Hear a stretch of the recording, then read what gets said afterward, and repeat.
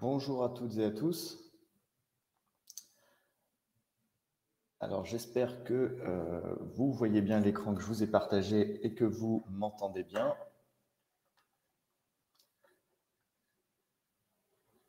Hop.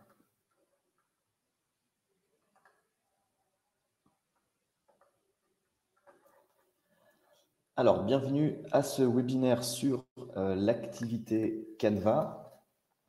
Alors je me présente, donc je suis Alexis, je travaille au pôle support de Bicast et nous, à notre pôle, on s'occupe donc principalement de répondre aux questions de nos utilisateurs, notamment via le live chat. Je vous montrerai tout à l'heure où le trouver. Il suffit tout simplement de cliquer sur le petit point d'interrogation que vous avez en haut à droite de votre page de session et vous pourrez nous trouver à tout moment pour qu'on puisse répondre à toutes vos questions. Alors aujourd'hui, on va parler de notre activité Canva.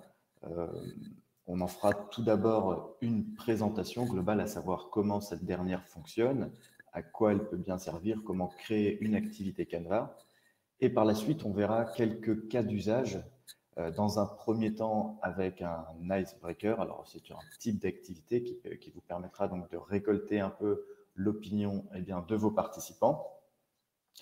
Dans un deuxième temps, on pourra voir des exemples de brainstorming avec l'activité Canva, donc qui vous permettra tout simplement d'échanger autour d'un projet, par exemple, d'un concept. Et puis, on verra aussi un exemple d'activité matrice qui, là encore, vous permettra de récolter un peu plus précisément l'opinion sur n'importe quel sujet de votre audience. Et après ces cas d'usage, on terminera tout simplement par voir toutes les ressources qui sont à votre disposition autour de cette activité, aussi bien pour vous aider techniquement dans la création de cette activité, mais aussi tout simplement pour avoir un petit peu d'inspiration autour de cela. Alors, je veux juste m'assurer, normalement, ok, super. Normalement, tout le monde m'entend bien, ça fonctionne, super. Voilà, je voulais juste m'assurer de cela. Alors, commençons par faire une présentation de ce qu'est l'activité Canva. Alors, pardon, j'ai oublié de passer sur notre joli sommaire. Donc, on va commencer donc par la présentation de cette activité. Alors, l'activité Canva, c'est tout simplement une activité qui va vous permettre de collaborer et de manière complètement libre au format tableau blanc avec votre audience. Alors, vous pourrez évidemment créer des espaces de management visuel, plus couramment appelés des mind mapping par exemple. Vous pourrez aussi expliciter, encore une fois à l'aide de mind mapping, des concepts grâce à des schémas qui seront donc très très visuels. Et comme je vous le disais juste avant, vous pourrez récolter du feedback ou récolter l'opinion de votre audience. On le verra avec un exemple tout à l'heure. Donc voilà à quoi peut vous servir sommairement donc cette activité Canva. Je vous propose maintenant qu'on voit comment créer cette activité. Alors comme toutes les autres activités dans Bicast, pour aller la chercher, il faut ici en bas cliquer sur « Ajouter une slide ». Ici dans ce qu'on appelle donc notre slideshow. Le slideshow, c'est tout simplement ici que vous allez voir toutes les petites vignettes des activités que vous aurez créées ou du contenu que vous aurez importé dans votre présentation. Vous avez un bouton « Ajouter une slide ». Et lorsqu'on clique dessus, on aura donc ce panel d'activités qui va s'ouvrir sur la droite. Alors, on a plein d'activités, mais aujourd'hui, celle qui nous intéresse, c'est notre activité Canva, que vous pourrez reconnaître avec son logo, avec un chevalet et un tableau blanc. Lorsque vous cliquez dessus, vous allez arriver donc sur l'espace d'édition de cette activité. Mais contrairement à nos autres activités, celle-ci, elle est très simple à mettre en place puisqu'il vous suffira d'ajouter un intitulé à votre activité. Alors, en l'occurrence, même si on verra tout à l'heure qu'on va importer un modèle d'activité qui sera identique à celui qu'on va faire, on va faire un arbre à personnages. Le but de cette activité est justement de récolter un peu l'opinion, pas forcément l'opinion, mais plutôt l'état d'esprit de votre audience à un instant T. On va faire un arbre à personnages, comme ça. Et donc, je n'ai rien de plus à faire, c'est très simple. Il me suffit ensuite de cliquer sur « Enregistrer » en bas de ma page. Voilà, je vais enlever mon petit panel en cliquant sur la petite croix. Et on peut voir maintenant ici que mon activité Canva, elle est créée. Alors, elle est évidemment pour l'instant tout à fait vide. Alors, petite précision sur cette activité, si vous êtes habitué aux autres activités d'Ambicast, elle a un comportement un peu différent. Vous pouvez remarquer, alors ici on est en mode de défilement des slides par l'animateur, c'est-à-dire que c'est moi en tant que propriétaire de la session qui vais faire défiler les slides et qui peut décider de quand mes activités sont disponibles pour mes participants. Sur les autres activités, en haut à droite de la slide, vous avez normalement un bouton « Démarrer l'activité ». Ça n'est pas le cas pour cette activité Canva. À partir du moment où elle est créée et que vous sélectionnez encore une fois dans votre slideshow en bas votre activité, eh bien celle-là, cette dernière, pardon, sera disponible pour vos participants. Autre petite distinction avec nos autres activités, celle-ci ne sera pas disponible dans le bandeau bleu à gauche via le bouton Activité.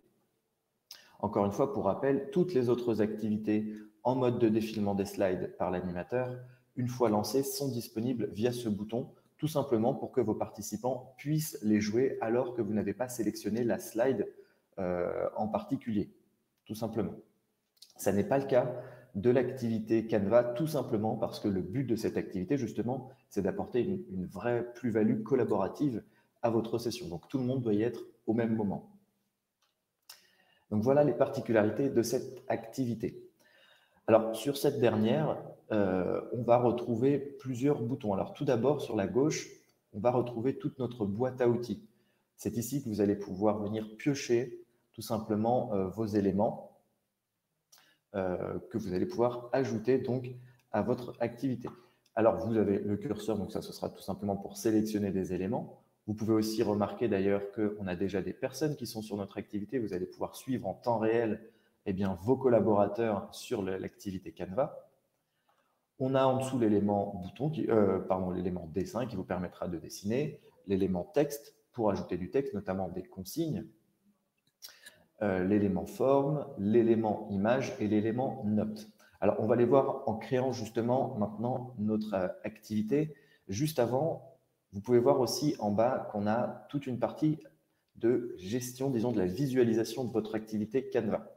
Vous avez par exemple la main. Si vous la sélectionnez, ça vous permettra, et on fera un exemple juste après, sur votre Canva à vous, de naviguer dans ce dernier. Vous allez pouvoir bouger sur tous les éléments. Vous avez évidemment l'outil de zoom. Alors, vous allez pouvoir zoomer directement via le petit bouton plus et moins, mais vous avez aussi des raccourcis en maintenant la touche contrôle de votre ordinateur ou commande pour ceux qui travaillent sur Mac.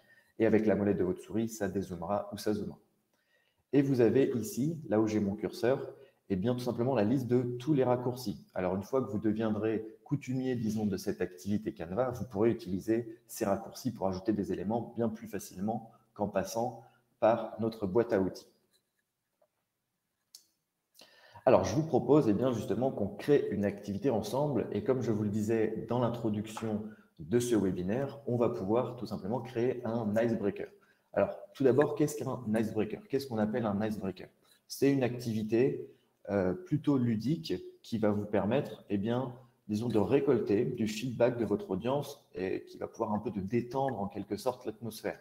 On évitera de faire un icebreaker sur la gestion d'un projet, quelque chose de très sérieux. C'est vraiment pour détendre l'atmosphère. Et une des activités phares, disons, en termes d'icebreaker, c'est justement l'arbre à personnages. Et je vous propose qu'on en crée un tous ensemble. Alors, la première chose à faire, ça va être, par exemple, d'ajouter du texte. Et on peut, par exemple, tout simplement faire une consigne. Alors, moi, j'ai une consigne préfaite ici. Donc, je vais sélectionner ici mon élément texte. Je viens de le sélectionner et quelque part sur mon tableau blanc, je vais tout simplement cliquer. Et donc là, je vais pouvoir ajouter du texte ici. Alors, vous pouvez soit écrire, soit, comme je viens de le faire un copier-coller. Mon élément, comme vous pouvez le constater, je vais pouvoir le déplacer. Et j'ai plusieurs options. Je vais pouvoir en choisir déjà la couleur. Je vais pouvoir, par exemple, mettre en noir. Je vais pouvoir choisir le centrage du texte. Là, je vais mettre, par exemple, à gauche. Ensuite, sur tous les éléments, vous allez voir qu'on va pouvoir les verrouiller ou les déverrouiller. Ça peut être très pratique si vous souhaitez qu'il y ait des éléments, et on le verra avec l'image qu'on va ajouter après, et c'est aussi le cas pour notre consigne, si on ne veut pas que les participants puissent bouger cet élément un peu partout sur notre tableau blanc. Donc, pas tout de suite, je vais le faire juste après, mais je vais verrouiller cet élément. Mais une fois verrouillé, je n'aurai plus accès aux autres paramètres. Donc, je me permets de vous montrer les autres paramètres via les 3 petits points. Vous allez pouvoir évidemment dupliquer un élément. Alors, ça marche très bien avec un raccourci très connu qui est le CTRL-C, CTRL-V aussi. Vous allez pouvoir supprimer un élément. Alors, faites attention, toute suppression est définitive dans Bicast. Et surtout, vous allez pouvoir mettre en arrière-plan ou en premier plan. Et ça, c'est quelque chose qui pourra vous être très utile dans certains cas, puisque si vous superposez 2 éléments, celui que vous verrez, ce sera le dernier ajouté. Alors, ça ne veut pas dire que l'autre a disparu, ça veut tout simplement dire que l'autre est derrière, le premier que vous avez ajouté. Donc, vous pourrez gérer la mise en premier ou en arrière-plan très facilement via les 3 petits points ici, ou alors tout simplement en déplaçant un élément. Alors, je vais venir verrouiller comme ceci ma note. Donc là, je ne peux plus la bouger et plus personne ne peut venir la bouger tant qu'on ne déverrouille pas cette note. Maintenant, je vais pouvoir ajouter alors une image. C'est le but de l'arbre à personnages. C'est vrai que je ne voulais pas trop expliquer, mais on va avoir une image avec plein de personnages dans des situations différentes et on va ajouter des petites gommettes qui permettront tout simplement à mes participants d'aller coller cette gommette sur le personnage qui représente le mieux leur état d'esprit. Et donc, dans un premier temps, on va aller chercher une image. Alors, j'ai plusieurs possibilités dans Bicast pour ajouter une image. Je peux soit aller chercher une image parmi cette bibliothèque libre de droit Unsplash, soit vous pouvez ajouter une image venant directement d'Internet en y apposant donc le lien de cette image, ou tout simplement télécharger une image qui vient de votre ordinateur. Alors, c'est ce qu'on va faire aujourd'hui. Je vais donc sélectionner une image. Vous pouvez voir que, je ne voulais pas montrer, mais vous pouvez voir que vous avez une dimension favorite, disons une dimension conseillée juste ici. Donc, moi, j'en ai déjà une de prête. Je vais l'ouvrir. Donc, elle est chargée et la voilà. Alors, justement, je vous parlais tout de suite du problème de superposition. Là, mon image s'est superposée. Alors, vous pouvez voir aussi qu'elle est très grande. Donc, la première chose que je vais pouvoir faire, c'est tout simplement la réduire, cette image. Alors, je peux la réduire comme cela et évidemment, je vais pouvoir jouer avec mon zoom. Chose très importante que je ne vous ai pas dit tout à l'heure sur le zoom, et c'est le cas pour toute la partie de gestion de la visualisation, c'est que c'est propre à chaque canevas. C'est-à-dire que là, je viens de dézoomer sur mon canevas à moi, mais du côté de mes participants, ça n'est pas le cas, ça n'a pas dézoomé. D'où l'importance de régler vraiment la taille de l'image. Donc voilà, je pense que là, elle a déjà une bonne taille. Et la chose que je vais pouvoir faire tout de suite, c'est de verrouiller mon élément. Comme ça, plus personne ne peut bouger. Et c'est le but, cette image ne doit pas bouger. Maintenant, il va falloir que j'ajoute des gommettes pour mes participants. Et là, je vais aller les chercher dans mon outil forme ici. Lorsque je clique sur l'outil forme, donc vous pouvez constater que j'ai plusieurs formes. La première chose à faire, en l'occurrence pour nous, pour que ce soit assez propre, pour que mon activité paraisse assez propre, je vais tout simplement créer une boîte, disons, à gommettes. Et pour ce faire, je vais créer un rectangle comme ceci. Et ce que je vais faire, c'est que je vais en gérer la couleur. Alors pour la bordure, ça va être toutes ces couleurs-là. Je vais pouvoir choisir cette couleur, allez, on va mettre rouge comme ceci. Et je vais pouvoir en gérer l'opacité. Là, le but, c'est qu'on fasse une boîte. Du coup, mon élément, je ne veux pas qu'il soit rempli. Donc, je vais prendre une opacité complètement claire comme cela. Et encore une fois, je vais venir verrouiller mon élément. Et maintenant, dans cette boîte à gommettes, je vais aller retourner dans ma boîte à éléments et créer des petites gommettes. Alors, je peux choisir la forme, évidemment, que je souhaite. Et aujourd'hui, on va faire des gommettes rondes. Et je vais en faire une première comme cela. Et encore une fois, je vais gérer mon élément. Et ici, par contre, je veux que l'opacité soit pleine. Je veux que mon élément soit plein. Donc, je vais choisir cette couleur-là. Et quelle couleur peut-on prendre? On va pouvoir prendre du bleu, par exemple. Et maintenant, je vais pouvoir faire autant de gommettes que j'ai de participants. Donc, je sélectionne mon élément. Alors, soit via les 3 petits points, je fais dupliquer, soit évidemment, la chose la plus simple, c'est de faire un CTRL-C et un CTRL-V autant de fois que j'ai de participants. Je ne vais pas trop en faire. Alors, l'importance d'avoir un animateur sur sa session, c'est que cet animateur va pouvoir tout simplement gérer le rangement, par exemple, de notre boîte à gommettes. Alors, je vais essayer de toutes les diviser comme je le peux pour faire quelque chose d'assez propre. Vous verrez que sur le modèle qu'on importera tout à l'heure d'arbre à personnage, pardon, voilà, j'ai bougé mon élément, c'est beaucoup plus propre que ce que je suis en train de faire, évidemment. Oh, voilà, donc là, ça n'est pas très belle, je la supprime. Donc voilà, là on a nos gommettes. C'est un exemple, hein, je pourrais en mettre beaucoup plus. Et évidemment, le but, c'est que ces gommettes, elles, ne soient pas verrouillées. Les participants doivent pouvoir les prendre pour les ajouter sur notre arbre à personnages. Et donc, là, maintenant, mon activité, elle est créée. Donc, mes participants pourront déplacer ces gommettes sur cet arbre à personnages. Alors que je vais le déverrouiller, en fait, je vais le mettre un petit peu plus grand. Voilà, comme ceci, ce sera un peu plus pratique. Et le but, c'est que mes participants viennent accoler ces gommettes sur le personnage qui représente le mieux leur état d'esprit à l'instant T. Alors j'aimerais, ça n'a pas grand-chose à voir avec cette activité, mais j'aimerais vous montrer un autre type de forme qui peut être intéressant, notamment pour des mind mapping. Alors pour ce faire, je vais créer, pour changer, je vais créer par exemple un petit triangle, comme cela, et je vais retourner sur mon outil forme et choisir la flèche. Là, je viens de sélectionner la flèche et vous allez voir que lorsque je passe sur un élément, notamment là mon rectangle, eh bien, j'ai une partie ombragée autour de cet élément. Je vais donc cliquer depuis cette partie et aller vers mon deuxième élément qui lui aussi a une partie ombragée. Et je vais lâcher maintenant ma souris. Donc mon élément flèche maintenant, il a été créé. Et regardez, si je déplace mon élément triangle, ma flèche va suivre. C'est en fait un lien dynamique. Alors je voulais vous le montrer parce que c'est quelque chose qui, je pense, peut être pratique dans certains cas. Si vous voulez faire un espace de management vraiment visuel avec une explication d'un concept précis, ça peut être très pratique. Voilà donc pour notre icebreaker. Alors je vous propose maintenant qu'on voit différents cas d'usage qui ont été préconçus et on va aller sélectionner donc notre deuxième slide. Et il s'agit donc vraiment d'un brainstorming. Et sur ce brainstorming, on peut constater qu'on a une étoile à 5 branches. Chaque branche va représenter un concept en particulier. Et c'est une activité qui va se dérouler en 2 temps. Donc là, elle a été pré-créée. Encore une fois, vous pouvez constater qu'on a notre boîte à gommettes ici. Là, on a choisi une couleur par participant. Alors, c'est un exemple, évidemment. Et le but, c'est que dans un premier temps, tous mes participants vont pouvoir, dans chacun des domaines, ajouter une note. Donc, depuis notre boîte à outils ici, ils vont pouvoir ajouter une note et dire, par exemple, dans ce qu'il y a à améliorer, eh bien, on veut pouvoir, par exemple, augmenter le débit Internet. On aimerait que ce soit amélioré. Donc, améliorer le débit.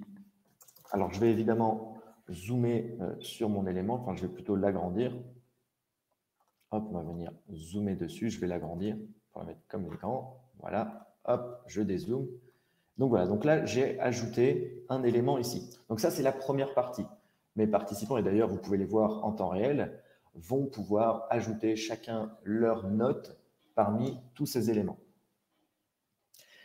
La deuxième partie de cette activité, on va reprendre le même principe que sur notre arbre à personnages juste avant. Chaque participant va pouvoir venir choisir une gommette et voter pour ce qui lui paraît le plus essentiel dans chacune de nos branches. Donc, il s'agit réellement d'une activité de brainstorming très collaborative. Et donc, on va pouvoir venir comme cela, hop, changer. Alors, encore une fois, là, c'était essentiel. Je vais mettre au premier plan et on peut voir ma gommette qui arrive par-dessus. Et vous allez pouvoir verrouiller évidemment tous vos éléments. Et à la suite de quoi, vous allez pouvoir prioriser certaines choses à faire. Donc là, on voit mes collaborateurs qui sont en train de jouer cette activité. Donc voilà, là, c'est un premier exemple de brainstorming. On peut voir un deuxième exemple qui va plus s'apparenter à ce qu'on appelle vraiment du mind mapping, donc l'explicitation ou l'explication, ce sera plus simple à dire, d'un projet en particulier. Alors là, vous allez le voir, quand je vous disais qu'une slide Canva, elle n'est plus disponible quand on ne la sélectionne plus, c'est le cas. Là, je vais sélectionner maintenant une nouvelle slide et vous allez arriver automatiquement sur cette nouvelle slide. Donc voilà ce qu'on a. Là, on est sur un cas vraiment typique de management visuel, puisque on se retrouve avec une première ébauche, disons, d'explication, disons, de création de site Internet. Donc, vous pouvez imaginer que dans un premier temps, vous ayez fait les premiers cercles, les premiers niveaux, disons, de création de ce site Internet, c'est un exemple parmi d'autres, et vous allez laisser vos collaborateurs ajouter les différentes pièces. Encore une fois, ça peut se faire évidemment en directement en lien avec une visioconférence ou en présentiel, hein, parce que c'est le but de ces tableaux blancs, c'est de pouvoir brainstormer tous ensemble et d'apposer sur un tableau blanc toutes les idées. Et donc là, c'est vraiment le cas d'un vrai brainstorming avec vos collaborateurs. Et donc, vous allez pouvoir ajouter des choses. Donc, je passe rapidement sur ce côté de brainstorming. Voyons maintenant un autre cas d'usage de l'activité Canva qui est la matrice, juste ici. Alors, sachez qu'il existe une activité matrice dans Bicast, mais là, comme elle est faite via tableau blanc, elle est beaucoup plus libre. Encore une fois, comme notre premier cas d'usage de brainstorming, c'est une activité qui va se dérouler en 2 temps. La première chose qu'il va se passer, c'est qu'on va laisser nos collaborateurs, et vous-même aussi, si vous souhaitez apporter des idées, eh bien, ajouter des notes dans cette banque à idées, juste là. Donc, encore une fois, on va pouvoir aller dans notre boîte à outils sur la gauche et chercher l'outil Notes. Et on va pouvoir donc ajouter une première note, par exemple. Alors, juste avant d'ajouter une note, c'est vrai que je ne vous ai pas explicité la deuxième partie, c'est que ces notes, il faudra les mettre dans ce graphe, hein, cette matrice qu'on a créée sur la droite et qui dépend évidemment de 2 axes. Là, le but, c'est vraiment de prioriser des idées envoyées par nos participants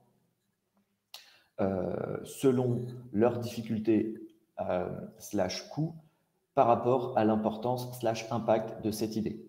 Donc, vous allez pouvoir vraiment prioriser. Évidemment, tout en haut à droite, c'est le top level, disons, c'est-à-dire que ça va être tout ce qui va coûter très cher et qui sera difficile à mettre en place, mais qui aura une importance forte. Donc, le mieux, d'ailleurs, je vous dis une bêtise, le mieux, ce serait, j'imagine, plutôt en bas à droite ici. Donc là, en l'occurrence, par exemple, ça peut être eh bien, de recruter. Hop, je vais sélectionner mon élément. Pardon, je viens de rafraîchir ma page sans faire exprès. Hop, nous revoilà.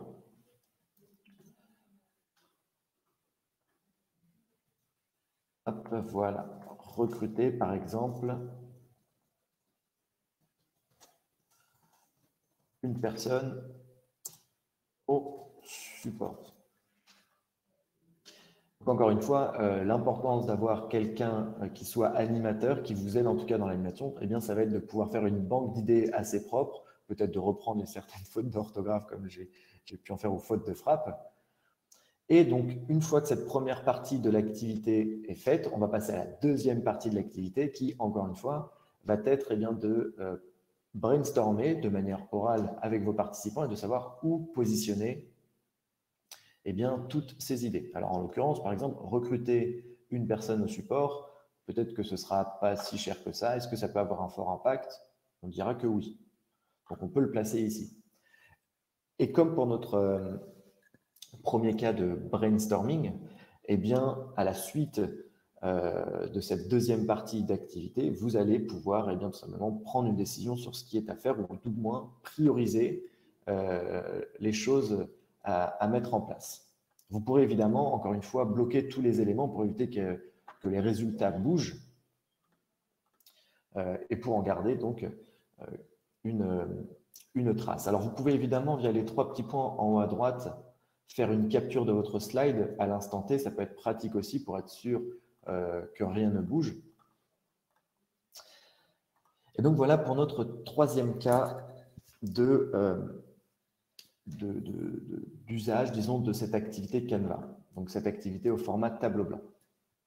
Alors, passons maintenant à la dernière partie de ce webinaire sur l'activité Canva, qui est tout ce qui est attrait aux ressources qui peuvent vous aider, à la fois donc techniquement pour la création de cette activité, mais aussi en termes d'inspiration. Alors, la première chose qu'on va pouvoir voir, ce sont les modèles d'activité. Pour accéder au modèle des activités, il faut faire exactement la même chose que si vous souhaitiez eh bien, ajouter une activité à votre session. Donc, on va cliquer en bas sur « Ajouter une slide ». Et dans notre panel ici qui s'ouvre sur la droite, notre page là qui s'ouvre sur la droite, en haut à droite, on a 3 boutons. Donc, soit nouvelle slide, là où on a toute notre bibliothèque d'activités. Juste après, on a les modèles. Alors, ces modèles, vous en avez plusieurs. Et évidemment, elles ne sont pas, tous ces modèles ne sont pas axés sur l'activité Canva. Vous pourrez reconnaître les modèles qui sont axés avec l'activité Canva grâce au petit logo ici qu'on retrouve de notre activité avec le chevalet et le tableau blanc. Et par exemple, on va choisir notre arbre à personnage. Alors, vous pouvez soit voir le détail, ce qui vous amènera directement sur notre site d'inspiration, via lequel vous pourrez voir pour combien de participants est prévue cette activité, mais aussi comment la recréer par vous-même si vous le désirez, comment le modifier, et comment surtout cette activité se présente, pour quel type de présentation c'est fait. Et vous pouvez directement importer cette activité, ce modèle, dans votre session. Donc, on va cliquer sur « Importer ». Alors, pour certaines, en l'occurrence celle-ci, on a plusieurs variantes disponibles. Vous pouvez simplement choisir le dessin que vous souhaitez. Je vous propose qu'on reste un petit peu en vacances, bien qu'on soit plus en période de rentrée. On va rester un peu en vacances et choisir la plage. Et il me suffit de cliquer sur « Valider ». Alors, à chaque fois que vous importerez un modèle, c'est le cas pour cette activité Canva, mais ce sera aussi pour le cas pour toutes les activités, vous avez toujours 2 slides qui s'importent. Cette première slide va tout simplement vous rappeler l'objectif de cette activité et vous avez un lien direct vers le site d'inspiration qui, encore une fois, va vous expliciter plus en détail comment fonctionne cette activité. Et si vous ne désirez pas garder cette slide, il vous suffira tout simplement de cliquer sur les 3 petits points, puis sur « Supprimer ». Et ainsi, vous gardez que votre activité Canva. Alors, comme vous pouvez le constater, cette activité, ce modèle d'activité Canva qui correspond complètement à celui au premier qu'on a fait est beaucoup plus propre que celui que j'ai fait tout à l'heure. Vous pourrez évidemment le modifier comme vous le désirez, ajouter des gommettes par exemple, changer la consigne, mettre une autre image si vous le désirez. Mais le fonctionnement est exactement le même. Un autre moyen, alors ce n'est pas forcément pour apporter de l'inspiration, mais si toutefois vous avez déjà créé une activité Canva que vous aimez bien et qui vous a pris du temps, par exemple, à créer et que vous souhaitez réutiliser dans une autre session, eh bien, en cliquant sur « Ajouter une slide » en bas à droite, vous allez pouvoir importer cette slide Canva dans une nouvelle session. Parce qu'il faut savoir que l'activité Canva est la seule activité pour laquelle vous allez pouvoir garder le contenu en l'important dans une autre session. Et donc, évidemment, vous ne pourrez importer ce Canva que si vous êtes propriétaire ou animateur de la session mère dans laquelle il y a le premier Canva. Sinon, vous pouvez, via le petit point d'interrogation, bien tout simplement accéder à notre centre d'aide sur lequel il y a un article qui va vous décrire pas à pas comment cette activité fonctionne et comment la créer. Et on reste de toute façon à votre disposition via le live chat de 8 h à 19 h du lundi au vendredi. Donc, si vous avez la moindre question, la moindre interrogation sur cette activité ou sur toute autre activité, évidemment, sur n'importe quelle fonctionnalité dans Bicast, on sera, nous, à votre disposition. Voilà, c'est un autre moyen de pouvoir mener à bien votre activité Canva avec votre audience. Et donc voilà, donc on en a terminé avec ce webinaire sur l'activité Canva. J'espère que vous aurez appris certaines choses. J'espère que cette activité peut vous apporter pas mal de plus-value dans vos présentations avec Bicast. Un grand merci à vous pour votre écoute. Et puis peut-être à bientôt via le live chat, si toutefois vous avez des questions. Et je vous le rappelle, ce webinaire vous sera déjà envoyé en replay via email, à l'adresse email d'inscription, et aussi sera disponible sur notre site web dans, je dirais, quelques temps. Je ne pourrais pas vous dire quand, mais sera disponible en visualisation sur notre site web. Donc, merci à tous et très bonne journée à vous. Au revoir.